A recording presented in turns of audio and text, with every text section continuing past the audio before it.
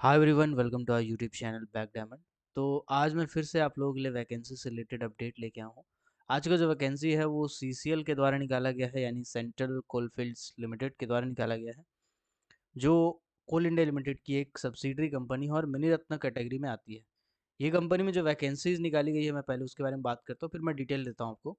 ये जो वैकेंसी निकाली गई है, ये निकाली गई है क्रेन ऑपरेटर, एक्सकोवेटर ऑपरेटर जो कैटेगरी डी में आता है, डोजर ऑपरेटर, डंपर ऑपरेटर, इनका वैकेंसी निकाला गया है। डंपर ऑपरेटर का 103, डोजर ऑपरेटर का 174 और क्रेन ऑपरेटर का 56 वैकेंसी टोटल निकाला गया है। इससे पहले अगर आप चैनल पे नए हैं तो चैनल को सब्सक्राइब कर दीजिए, बेल आइकन को प्रेस कर दीजिए और लगातार हमारे चैनल को देखते रहिए। आपसे रिलेटेड भी बहुत सारी वीडियोस आती हैं। आप अगर कोई अदर स्ट्रीम के हैं, आप माइनिंग के नहीं हैं बट माइनिंग सेक्टर में करियर बनाना चाहते हैं, तब भी जरूर चैनल को सब्सक्राइब कर दीजिएगा। चलिए आते हैं टॉपिक पे। तो ये जो कंपनी की वैकेंसी है सीसीएल की तरफ से जो निकाली गई है, मैं पहले ही आपको डिक्लेयर कर देता हूँ। ये जो वैकेंसी है ये डिपार्टमेंटल वैकेंसी है। डिपार्टमेंटल वैकेंसी यहाँ पे देखिए इंटरनल नोटिफिकेशन है। इंटरनल नोटिफिकेशन का मतलब होता है आंतरिक सूचना, यानी जो लोग डिपार्टमेंट में काम करते हैं उनके लिए वैकेंसी निकाली गई है। पूरा डिटेल में इसको देखते हैं। तो जैसे आप सीसीएल का ऑफिशियल वेबसाइट में आ जाएंगे, सीसीएल अपडेट्स करके साइड में ऐसे आएगा, उसमें देखिएगा स्क्रॉल हो रहा होगा, उसको जैसे ही क्लिक करेंगे आपके सामने पीडीएफ ओपन हो जाएगा। ठीक है, चलिए पीडीएफ ओपन हो गया है। ये वैकेंसी निकाला तो गया था पहले ही, बट इसका डेट अभी भी है, इसीलिए मैं इस पे वीडियो बना दे रहा हूँ, क्योंकि बहुत से एम्प्लॉय जो हैं उससे अपडेट नहीं है, अवेयर नहीं है। चलिए आते हैं आगे बात करते हैं। तो बेसिकली ये वैकेंसी को भर कौन सकते हैं? जो कोल इंडिया में काम करते हैं वो, या जो सिर्फ सीसीएल में काम करते हैं वो। जी, इस वैकेंसी को वो भर सकते हैं जो सिर्फ सीसीएल में काम करते हैं। और सीसीएल में क्या कॉन्ट्रेक्चुअल में काम करते हैं, या कोई कॉन्ट्रैक्टर के अंदर में काम करते हैं, आउटसोर्सिंग कंपनी में काम करते हैं, क्या वो अप्लाई कर सकते हैं? नहीं, वो अप्लाई नहीं कर सकते। ये फॉर्म वही भर सकते हैं जो परमानेंट एम्प्लॉय हो सीसीएल के, डायरेक्टली सीसीएल के, यानी सीसीएल में सरकारी नौकरी कर रहे हो। आप किसी भी पोस्ट में हो, category D, category B, category C, किसी भी पोस्ट में हो, आप अप्लाई कर सकते हैं। एक यहाँ पे कंडीशन लिखा हुआ है कि who have obtained simulator training. Simulator training क्या होता है? सिमुलेटर ट्रेनिंग एक तरह का ट्रेनिंग होता है जो जनरली एचईएमएम के लिए कराया जाता है। और इसका कुछ कुछ इंस्टीट्यूट है, जैसे कि सीसीएल का अपना खुद का इंस्टीट्यूट है, सीईटीआई भुरकुंडा, सॉरी बरकाकाना, है ना, भुरकुंडा भी है, ये दूसरा है, सीईटीआई बरकाकाना। तो यहाँ पे बेसिकली एक ट्रेनिंग इंस्टीट्यूट है जहाँ पे एचएमबी एचईएमएम का ट्रेनिंग करवाया जाता है। सिमुलेटरी ट्रेनिंग, सिमुलेटर ट्रेनिंग मतलब जैसे वीडियो गेम खेलते हैं ना आप, कार वाला गेम, तो बिल्कुल उसी टाइप का पूरा स्टेप सेटअप बना होता है। आप बैठ के चलाते हैं गाड़ी, लेकिन वो वर्चुअल दुनिया रहती है, बट आपको ऐसा लगता है कि रियल आप माइंस में गाड़ी चला रहे हैं। तो उसका ट्रेनिंग करना पड़ता है, तो वो ट्रेनिंग सीसीएल खुद प्रोवाइड कराती है। सीसीएल में खुद अप्लाई करना पड़ता है उस ट्रेनिंग के लिए। उसके बाद वो ट्रेनिंग करवाती है सीटीआई बरकाकाना से, या अलग अलग इंस्टीट्यूट जो है वहाँ से ट्रेनिंग करवाती है। उसके बाद ट्रेनिंग करने के बाद आप एलिजिबल हैं इस वैकेंसी को भरने के लिए। तो जो भी ट्रेनिंग किए हैं, आप इस वैकेंसी को जरूर भरिएगा, क्योंकि इससे होगा ये कि कंपटीशन आपके लिए कम हो जाएगा। यहाँ पे कोई रिटन एग्जामिनेशन नहीं है, मतलब कोई रिटन एग्जाम आपको नहीं देना है। आपको सिर्फ एग्जाम के लिए ये फॉर्म भरना है, और फॉर्म भरने के बाद आपको बेसिकली ट्रेनिंग आपको करके दिखाना पड़ेगा। आपका स्किल टेस्ट होगा, ठीक है, बेसिक सा एक टेस्ट है, कोई बड़ा चीज़ नहीं है उसमें, ठीक है। कौन कौन सा पोस्ट के लिए आप अप्लाई कर सकते हैं, है ना? जिसके पास, और एक चीज़ बता रहे हैं, जिसके पास एचएमवी लाइसेंस नहीं भी है, लेकिन वो ऑब्टेन करने का फर्दर प्रोसेस में आप गए हैं, तो भी अप्लाई कर सकते। कुल मिलाकर के कहा जाए तो जिसके पास एलएमवी का लाइसेंस हो, जो सीसीएल के परमानेंट एम्प्लॉय हो, और जो सिमुलेटरी ट्रेनिंग किए हों सीईटीआई बरकाकाना में, वो इस वैकेंसी को अप्लाई कर सकते हैं। इसके लिए कौन कौन सा पोस्ट है मैंने पहले ही बता दिया है। क्रेन ऑपरेटर जो कि कैटेगरी डी में आएगा, ठीक है, एक्सको आपका टी में आएगा, ट्रेनी वाला है 56 पोस्ट, डोजर का 174 पोस्ट, डंपर वाला का 103 पोस्ट, ठीक है। चलिए आते हैं आगे।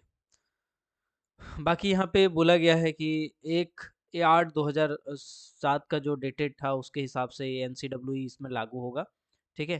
तो नेशनल कोल वेज एग्रीमेंट नया वाला लागू होगा, इसमें आपको टेंशन नहीं लेना है।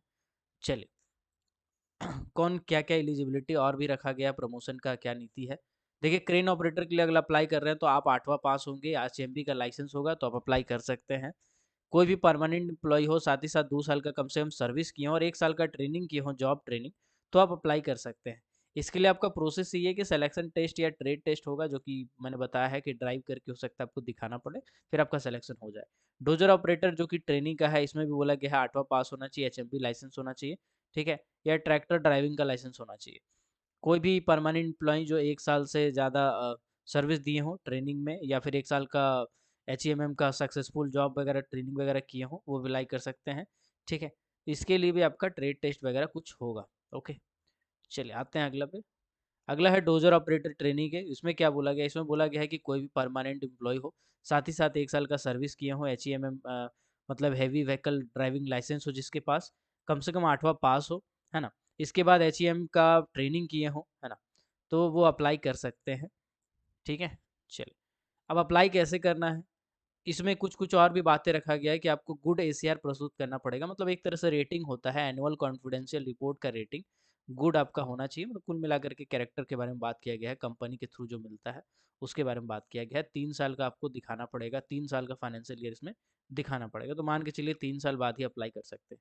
इसके बाद विजिलेंस डिपार्टमेंटल क्लियरेंस, ये भी आपको दिखाना पड़ेगा, तो क्लियरेंस वाला भी आपको अपना डिपार्टमेंट से ही लेना पड़ेगा। अप्लाई करने के लिए क्या करेंगे, नीचे फॉर्म है या वेबसाइट में जाके आप इस पीडीएफ को डाउनलोड करेंगे तो नीचे में स्क्रॉल कीजिएगा तो फॉर्म है, इस फॉर्म को आपको भरना है। फॉर्म को भरने के बाद फिर यहाँ पे आपको कुछ कुछ डॉक्यूमेंट भी अटैच करने होंगे, ठीक है? कौन कौन से डॉक्यूमेंट है यहाँ पे आपका मेंशन कर दिया होगा, जस्ट अ सेकेंड। चलिए,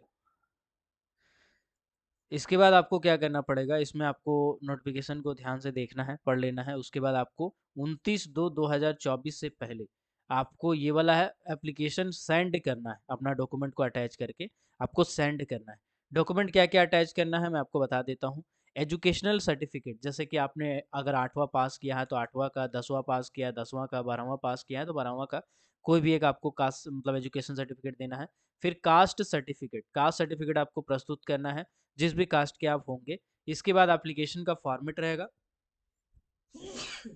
just sorry sorry sorry, LMB का लाइसेंस रहेगा, एचएमबी का लाइसेंस रहेगा, मतलब उसका जेरक्स रहेगा, सबका जेरक्स रहेगा, ओरिजिनल आपको कुछ नहीं भेजना है, खाली फॉर्म भेजना है ओरिजिनल, बाकी ओरिजिनल आपको कुछ नहीं भेजना है। इसके बाद सिमुलेटेड ट्रेनिंग वाला अगर आपके पास लेटर होगा या प्रूफ होगा कि आपने ट्रेनिंग किया है, तो वो प्रमाण भी आपको जमा करना होगा, ठीक है?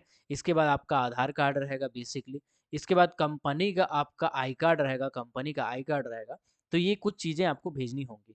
आप जाके खुद अपने एचआर डिपार्टमेंट से संपर्क कर सकते हैं, अपने जो भी आपका जीएम ऑफिस होगा, जीएम ऑफिस में जाके इसका इंक्वायरी कर सकते हैं, ठीक है? पर्सनल डिपार्टमेंट में जाके पूछ सकते हैं, या फिर हेडक्वार्टर से आप पता कर सकते हैं, या तो अपने मैनेजर साहब से जाके पता कर सकते हैं। तो बहुत सारा तरीका है, हर जगह पे आप जाके पता कर सकते हैं। एचओडी पीएनआईआर पे, जीएम एक्सकवेटर पे, जीएम एचआरडी में, एचओडी एमपी में, कहीं भी जाके आप पता कर सकते हैं इस लेवल पे, ठीक? इसके बाद जब आप इसको अप्लाई कर देंगे, फिर आपका एक ट्रेड टेस्ट होगा, ट्रेड टेस्ट के बाद आपको ट्रेनिंग दिया जाएगा। ट्रेनिंग का खर्चा कंपनी नहीं उठाएगी, 28,000 रुपये के आसपास इसका पूरा पूरी खर्चा है ना? तो वो आपको खुद वहन करना पड़ेगा। अलग बात है इस पे इंस्टॉलमेंट में, मतलब हर महीना कुछ ना कुछ कटेगा, ऐसा करके है। बाकी आपका ट्रेनिंग रहेगा, ट्रेनिंग के बाद आप उस पर्टिकुलर पोस्ट पे जा सकते हैं। तो आई होप ये इन्फॉर्मेशन आपके काम का होगा। अगर आपके काम का है तो वीडियो को लाइक कर दीजिएगा, अगर आपके काम का नहीं तो उन लोगों को भेजिए जिनके काम का ये वीडियो हो सकता है। आप अगर सेंट्रल गवर्नमेंट के एम्प्लॉय हैं, माइनिंग वाले, कोई भी फील्ड में कोई भी जॉब कर रहे हैं, तब भी इस चैनल को ज़रूर सब्सक्राइब कीजिएगा। आपसे रिलेटेड बहुत सारा चीज़ आता है, बहुत सारा अपडेट आता है, जो मैं लगातार इस चैनल में डालता हूँ, बट आप तक नहीं पहुँच पाता है क्योंकि एम्प्लॉयज़ तक शायद किसी न किसी तरीके से अनअवेयर है इस चैनल के बारे में। तो ज़रूर बताइएगा उनको इस वीडियो को शेयर करके। मिलते हैं किसी और वीडियो में, किसी और टॉपिक के साथ। तब तक के लिए keep watching, keep supporting, till then Jai Hind.